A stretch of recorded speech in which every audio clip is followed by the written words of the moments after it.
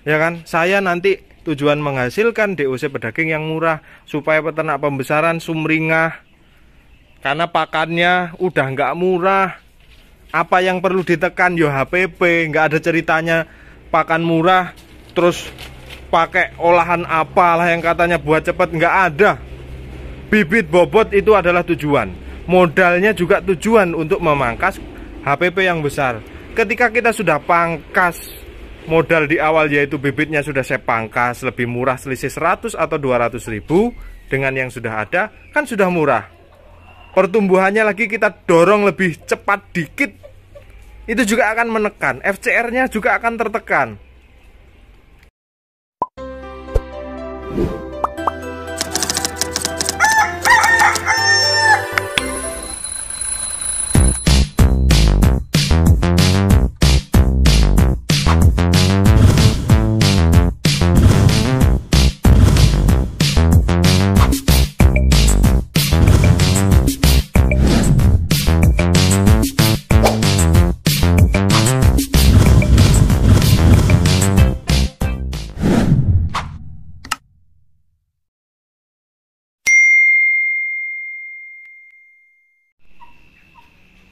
Oke, assalamualaikum warahmatullahi wabarakatuh, sedulur peternak muda dimanapun anda berada ya, kawan-kawanku semua. Hari ini kita mau bahas tentang hal-hal yang berkembang di dunia perayaman. Nah, tentunya sebagian dari kita bisa menyikapinya dan cara menyikapinya pun berbeda-beda ya. Itu yang di atas jalan-jalan itu permut klasik lor ya, jantannya seperti itu. Perkembangan yang saat ini memang ada dua hal ya yang mendasar banget, yang saat ini mungkin lagi hangat ya, lagi hangat kita bahas, lagi hangat kita perbincangkan. Mungkin sebagian juga membuat kita risih satu, sebagian juga malah welcome dengan hal yang terjadi. Itu adalah hak dan penilaian masing-masing. Tentunya kita sebagai peternak adalah pemegang kendali apa yang terjadi di kandang kita. Dalam artian apa? Kita tidak perlu mengikuti orang lain seumpama itu memang tidak baik dan tidak bagus di kandang kita. Tidak harus dengan zaman yang seperti apa kita ikut-ikutan. Kembali lagi beberapa tahun yang lalu atau bulan yang lalu, bahasa peternak muda lahir, yaitu bahasa ternak jangan ngikutin tren tapi ngikutin pasar. Itu harus digarisbawahi dan itu harus Anda pegang-pegang sampai kapanpun. Dunia usaha apapun, ketika kita menjadi produsennya atau penghasil produknya, itu jangan mengikutin trennya. Ya, jangan mengikutin trennya tapi ngikutin tren permintaan pasarnya. Ya, seumpama gini nih kawan-kawan ya. Saya mau membahas satu hal yang mungkin terjadi tempo hari atau lalu-lalu. Sorry, kita bahas ulang lagi ya kan kawan ya. Mungkin pernah terjadi, yaitu tren dengan status GPS, VSS, BLGDS dan segala macamnya itulah ya. Saya adalah salah satu orang, bukan saya berbicara bukan saya sendiri. Saya adalah salah satu orang yang memanfaatkan saya mempunyai media. Dan saya adalah salah satu orang yang lumayan agak kencang menyuarakannya ya, karena saya nilai memang arah trennya nggak jelas. Dan alhamdulillah analisa dan perkataan saya betul. Saat ini mungkin bisa di cross check, arah tujuannya kan nggak ada. Arahnya kemana mungkin nggak 100% itu ada. Karena orang dulu terdoktrin ya, dulu terdoktrin dengan status GPS, PS, FS, Mercedes yang belum tentu kebenarannya. Dulu kalau tidak salah kita bicara menyinggung harga, dulu itu pernah mencapai 12.500.000 per boxnya untuk GPS-nya. Berarti baru netes 125.000. Saya termasuk salah satu orang yang menyuarakan itu. Nah, arahnya kemana? Oke, ya benar, GPS untuk menyetak PS, PS nanti untuk FS. Nah, tetapi apakah semua itu berjalin? Apakah semua itu berhasil dengan hasil akhir yang dicari? Karena jangan sampai lupa, beberapa tahun yang lalu kita sampaikan bahwa ayam kampung akan berakhir di piring, di pecel lele, di rumah makan, diwajani kawan-kawan sendiri, gitu kan. Kalau kemarin terus sudah terdoktrin GPS mungkin nggak ada yang sadar atau nggak ada yang menyinggung, akan terus mulek di situ, bahkan lupa bahwa pasarnya itu yang terakhir adalah pasar komersil, yaitu pedagangnya. Jadi kemarin orang itu terdoktrin tentang GPS, PSSS itu kan. Orang beli GPS berbondong-bondong, wah sampai ngeglontorin duit jutaan supaya nanti dia bisa jualan PS. Nah, orang PS ini juga bingung buang FS-nya karena hulu hilirnya pun belum tertata dan juga belum teruji di lapangan untuk FS-nya yang dikatakan itu nanti yang pedagangnya FS. Dan belum teruji di lapangan, akhirnya kelimpungan, susah. Yang terjadi saat ini seperti itu. Ya enggak? Ini maaf kawan-kawan ya, sorry untuk kawan-kawan mungkin kalau tersinggung, saya mohon maaf. Tapi yang memang kemarin sempat masuk dalam lingkaran itu pasti merasakan yang apa yang saya katakan kan. Bingung karena hulu hilirnya nggak jelas. Contoh hal supaya seumpama ini sesuai di pasar, udah diuji sampling dulu masuk seperti KUB dan segala macamnya. Oke, orang nggak kesusahan jualnya. Yang terjadi di lapangan kan belum bicara pertumbuhan, orang jual pedagangnya aja susah. Belum lagi bicara pertumbuhan, tidak semua ayamnya besar, ada lagi kerugian seperti itu. Itu tren tahun lalu. Tren tahun ini, sebagian orang mungkin risih dengan pergerakan kawan-kawan yang lain, yaitu tentang menyilangkan dengan ayam-ayam luar negeri. Tetapi saya sebagai peternak yang tentunya mempunyai target dan tujuan, saya pun enjoy saja. Karena satu hal yang perlu digarisbawahi bahwasanya saya mulai ternak memang sudah menggunakan ayam hasil silangan walaupun dengan materi seadanya. Kan kawan, saya akan menunjukkan gambaran ayam persilangan saya yang pertama kali ya, yang saya namai sekarang itu permut klasik. Oke, kita akan lihat. Sorry agak gelap ya, karena buat videonya bisanya sore. Ini adalah ayam black permut. Materi petelur yang kuatnya bisa kita kategorikan kuat adalah Arab Golden dan Rhode Island Red. Tuh lihat bodinya kan bodi Rhode Island Red, tapi dia luntur dengan Arab Golden, tapi materi dasarnya ada kedu dan segala macamnya ya. Nah, ini begitu masuk pasar kemarin yang terjadi, kawan-kawan bisa lihatlah. Tuh kan, fenotipnya memang Arab ini sangat kuat sekali, tidak bisa dipungkiri seperti itu, kakinya hitam. Lah, pasar saya atau mitra saya menginginkan DOC yang berkaki kuning, induk yang berkaki kuning, induk yang cantik. Ini tidak harus Anda contoh. Saya tidak memaksa untuk dicontoh, lakukan sendiri apa yang perlu Anda lakukan.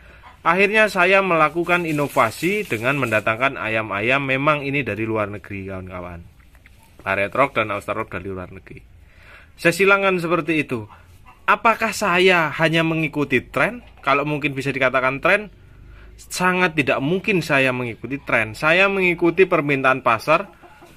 Dan saya juga itu jangan lupa, saya punya mitra, saya punya target.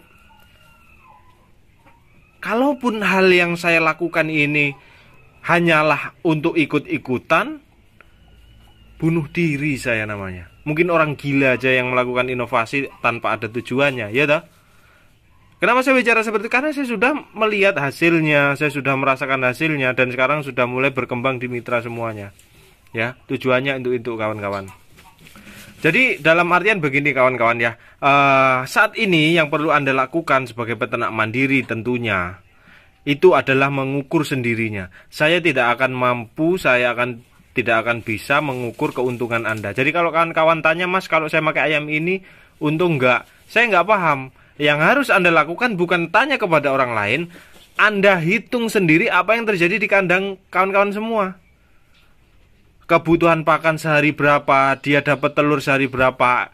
Seperti itu adalah berbicara tentang fakta realnya, fakta yang terjadi di kandang kawan-kawan semua. Kalau kawan-kawan nanyain saya, oh itu kalau recordingnya cuma segitu, ya saya nggak bisa dong bicara seperti itu.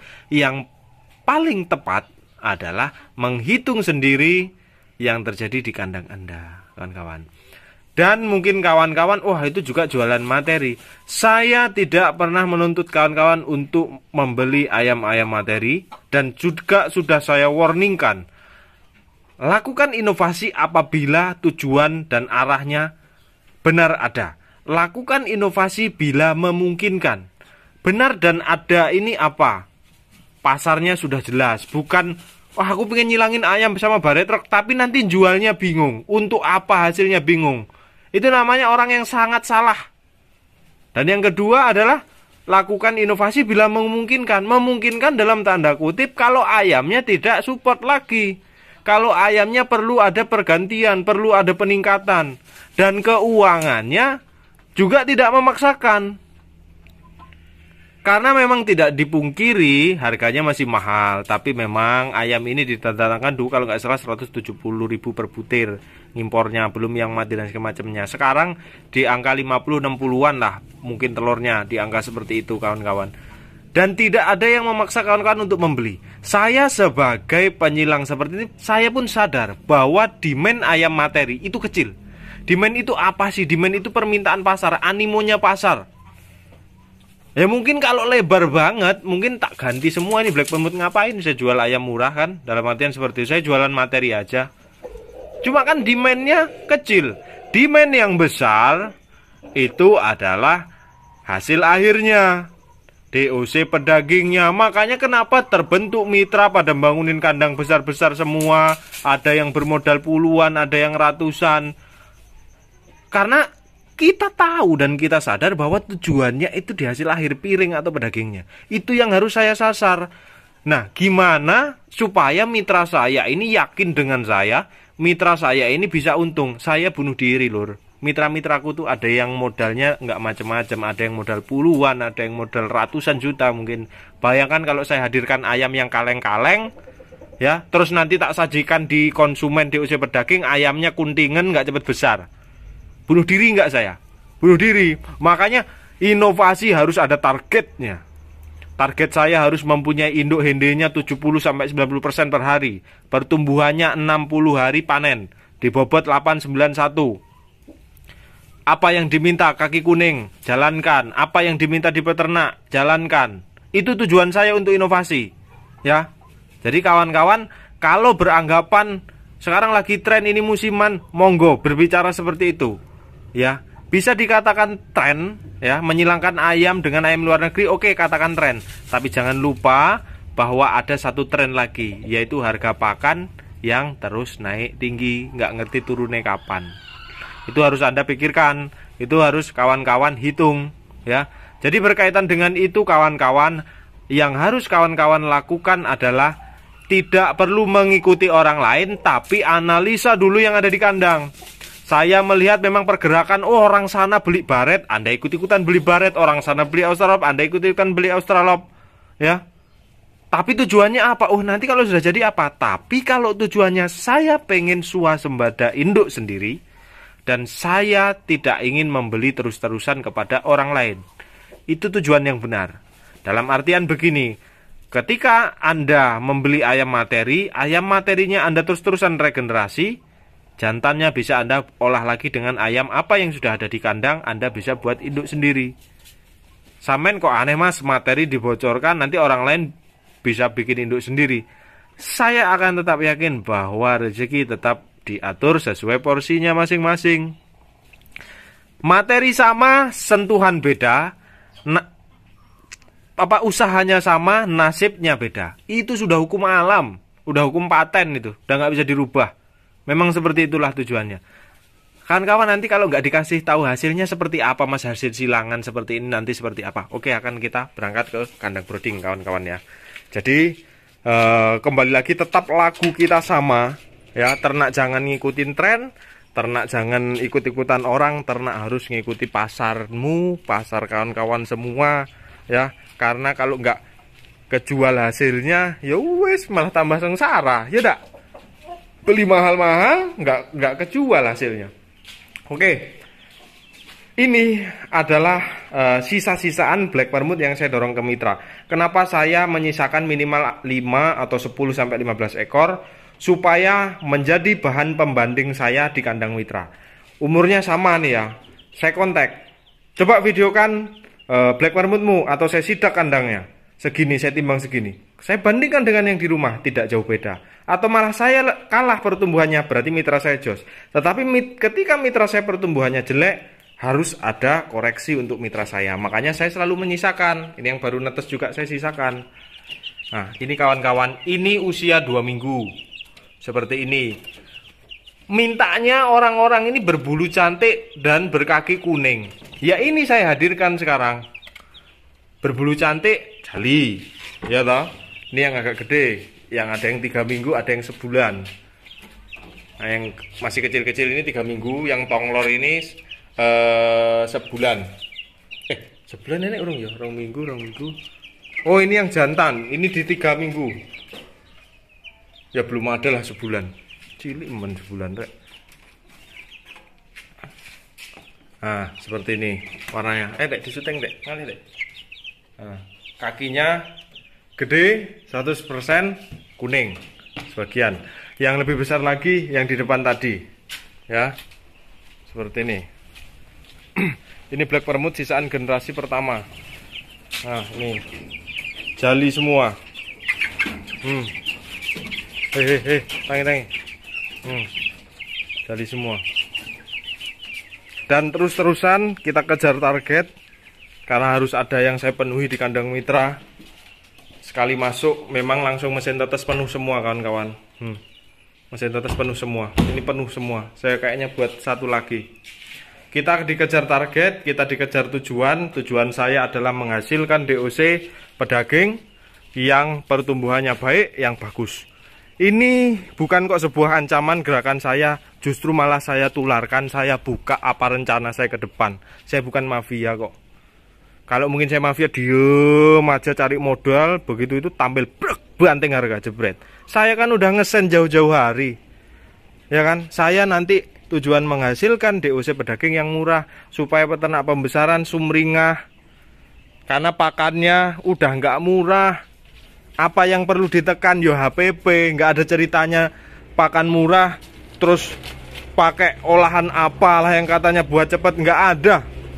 Bibit bobot itu adalah tujuan. Modalnya juga tujuan untuk memangkas HPP yang besar. Ketika kita sudah pangkas modal di awal yaitu bibitnya sudah saya pangkas lebih murah selisih 100 atau 200 ribu dengan yang sudah ada kan sudah murah. Pertumbuhannya lagi kita dorong lebih cepat dikit, itu juga akan menekan, FCR-nya juga akan tertekan. Tujuannya itu. Kalau saya lakukan kayak gini dikatakan ikut-ikutan, ya gila saya kalau nggak ada tujuannya, ya kan? Saya pertaruhkan loh. Karena orang yang gabung sama kita ini sekarang bukan kaleng-kaleng kawan-kawan. Makanya aku bilang kawan-kawan, Black Permut nggak ngerti saya tahun ini apakah bisa terpasarkan atau enggak. Karena saya mohon dimaklumi, karena potensi DOC pedaging di Lampung ini masih menggunakan ayam impor. Makanya impornya dari mana, maksud dalam arti impornya dari luar Lampung. Makanya saya geber habis fokus ke situ. Pasti kan bertanya, Mas, kalau telur Australop sampai jual segitu, DOC Black Permut berapa? 15.000. Dek, tidak kurang dan tidak naik. Itu untuk umum. Untuk mitra 10.000 karena nanti akan kembali ke lingkaran kita lagi. Ya, gimana sistem mitranya? Tidak ada bagi hasil. Unitmu tak ambil sekian ratus, unitmu sekian ratus, itu keuntunganmu. Semakin Anda pengen besar ya naikkan populasinya. Makanya sekarang ini lagi berbondong-bondong semua menata kandang ya. Saya sekarang berbondong-bondong membekali mitra-mitra saya ya, membekali mitra-mitra saya induk-induk yang baik. Saya tidak katakan lebih baik atau paling baik, enggak. Yang baik menurut takaran saya dan belum tentu baik menurut takaran kawan-kawan. Kan ngono. Tapi ketika kita nggak usah bicara, kita bicara pinter aja lah, kita bicara masuk akalnya. Apa iya kawan-kawanku, mitra-mitraku bangunin kandang gede-gede, terus yang mau saya dorong itu ayam-ayam yang kaleng-kaleng katanya bahasa gaulnya kan nggak mungkin. Tetap kita harus fokus. Saya mau ngambil di mereka itu 5.500 DOC-nya. Ya, itu mereka loh, boxnya dari saya. Jadi mereka itu mitra-mitra saya itu saya serap 5.500 netes di kandangnya. Itu di luar box. Jadi mereka boxnya nanti dari kita 5.500. Bayangkan kalau induknya nelurnya sedikit, HPP-nya bengkak nggak? Tipis nggak ketemunya? Tipis. Gimana saya berpikir caranya saya harus menekan DOC murah tapi mitraku juga masih bisa sumringah. masih tersenyum. Ya HPP-nya mereka dikecilkan. Cara mengecilkannya yaitu tadi. Dan kawan-kawan kalau mau ikut-ikutan ya monggo, ndak ya ndak apa-apa, tak kembalikan sendiri. Yang tahu keuntungan besar tidaknya itu kawan-kawan semua. Jangan mengikuti siapapun tentang hal-hal seperti ini. Tapi biasanya orang yang jeli adalah orang yang peka dengan keadaan, orang yang peka dengan situasi dan kondisinya. Itu adalah jawaban saya dari beberapa statement rekan-rekan yang mungkin mengaitkan musiman nggak lama nggak. Saya tidak akan berbicara nggak lama nggak, karena hulu hilirnya saya sudah ada kok. Tidak akan mungkin saya mengajak mitra ketika hulu hilirnya masih jadi awang-awang. Tidak akan mungkin. Mereka mau kemana? Mau menetaskan DOC? Oke. Mau membesarkan DOC? Oke. Panenannya gimana? Sudah oke. Udah. Karena tujuan beternak itu pasarnya yang nomor satu. Ketika saya inovasi bergedes kayak gini, mungkin kalau saya nggak mikirin enak aja saya nyilang-nyilangin kan, nih tak jual nih, ayo sana kamu ternak sendiri, kebingungan sana kalau mau buang.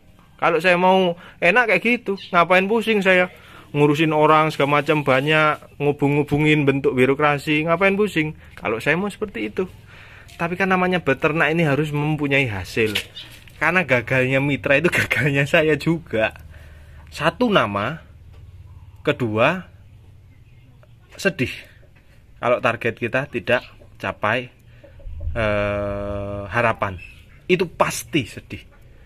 Saya pribadi pun pasti sedih, ya, karena orang yang bergabung dengan saya ini mempunyai tekad yang besar, mengeluarkan modal yang besar pula. Jadi kalau saya asal-asalan, alangkah dosanya saya, ya. Alangkah gilanya saya kalau saya asal-asalan melakukan inovasi ini, kawan-kawan.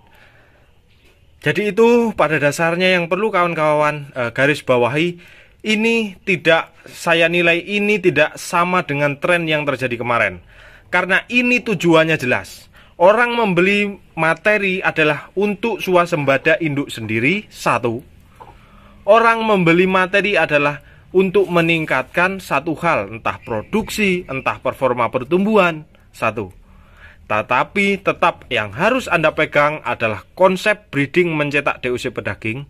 Silahkan dikatakan repot, monggo, ini pilihan. Saya dari 6 tahun yang lalu memulai ternak tidak pernah mencetak DOC pedaging dengan proses inbreed. Saya bagi 2 galur. Betina permut seperti ini saya buat kandang baterai untuk fokus nelur, saya jantannya pakai bangkok, saya IB. Jadi kawan-kawan yang di rumah, gimana caranya Mas bagian 2 galur. Induk Anda atau betina Anda suruh nelur terus-terusan tiap hari, kasarnya ngomong. Jagonya carikan yang besar, pelung, gaok, bangkok, ya. Kalau rekomendasi saya bangkok sih. Dan ini memang pandangan saya, ada satu hal memang yang terjadi saat ini yang menurut pribadi saya sendiri, kalau untuk tipe petelur hajar-hajaran materi saya oke, karena tujuannya menjadi pabrik. Tapi kalau hanya untuk pajak, ini saran bagi diri saya pribadi dan kawan-kawan yang lain. Sorry ya, ini saya harus berbicara seperti ini menurut pandangan saya. Pakailah pajak yang biasa aja. Buat apa? Yang kita ambil cuma spermanya, yang kita ambil cuma keturunannya. Kecuali petelur, kita ambil genetiknya untuk meningkatkan. Kalau untuk pedaging pakai materi yang murah, bangkok, wis, gak usah yang larang-larang. Itu pandangan saya. Cuma satu itu yang saya garis bawahi dengan terjadinya tren-tren ayam luar negeri ini. Ya, ini adalah pandangan perspektif saya pribadi. Dan ini yang menurut saya, yang tujuan saya lakukan seperti ini. Tujuannya itu saya jelaskan ke kawan-kawan semua. Dan kawan-kawan mohon bersabar, Black Permut tunggu aja kabarnya. Ya, saya pasarkan dengan harga segitu. Mungkin telurnya di entah berapa, saya belum kepikir telurnya. Yang enak kayaknya DOC-nya aja. Tapi saya nggak tahu selesainya kapan, kawan-kawan. Saya mau fokus membangun Lampung dulu. Ya, setelah Lampung ini selesai. Dan mungkin kawan-kawan, aduh kalau nunggu Lampung, saya jalan sendiri. Apa loh yang tak tutup-tutupin? Cara nyilanginya tak kasih tahu, materinya tak kasih tahu. Yang mau, yang memungkinkan, ingat di garis bawahi, ya, yang memungkinkan. Zaman sekarang harus tahu ayam yang kita beli sumber materinya apa. Nggak bisa ngomong ayam kampung super, ayam apa segala macam, nggak bisa. Nggak bisa zaman saat ini. harus jelas, targetnya harus jelas. Karena pakannya loh nggak jelas, naik terus kayak gini. Kita harus punya target yang jelas pula lah, ya dak? Oke, gitu dulu. Maaf videonya panjang. Ini adalah jawaban dari kegelisahan sebagian kawan-kawan yang mas saya harus gimana, apa harus hari ini? Enggak. Kalau mau murah ya tunggu ayam komersilnya. Dan saya pun bersikap adil. Saya paham demand yang terbesar adalah di komersil. Kalau saya nggak paham, saya jual mahal kok ini ayam-ayam silangan ini. Nggak mungkin nggak dijual murah kalau saya nggak paham. Makanya saya paham dengan situasi dan kondisi. Ya harus dikomersilkan, ayam silangannya harus dikomersilkan. Jangan ayam silangannya dilarikan lagi menjadi kategori ayam materi atau ayam hias. Nggak jadi. Kapan yang komersilnya hadir? Gitu loh, nyilangin ayam, ngumpulin materi untuk bentuk komersil. Bukan ngumpulin materi, nyilangin ayam untuk dimaterikan lagi. Kapan jadinya? Belanda nanti datang lagi ke Indonesia kasarnya ngomong, ya kan seperti itu kan kawan ya. Itu perlu digarisbawahi. Saya Assalamualaikum warahmatullahi wabarakatuh. Salam sukses. Istimewa.